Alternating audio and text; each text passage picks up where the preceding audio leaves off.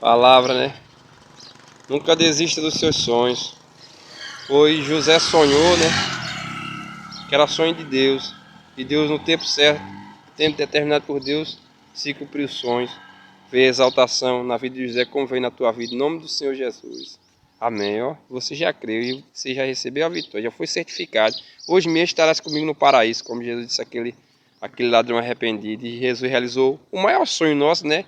Que é ver Jesus e morar com Jesus. Nós vamos ver e vamos morar com Jesus, em nome de Jesus, né? É a vida eterna, né? É o fim que nós desejamos. Tudo sonho realizado e por fim a vida eterna. Então receba a vida eterna em nome do Senhor Jesus. E todas as demais coisas foram acrescentadas na nossa vida. Buscar em primeiro o reino de Deus e essas coisas, as demais coisas já nos foram acrescentadas na nossa vida. Em nome do Senhor Jesus. Para a glória de Deus. Amém. Então vocês já receberam. Então fica na bênção, fica na posição. E aí, ou seja, não desiste, Deus já exaltou e realizou o teu sonho. Amém.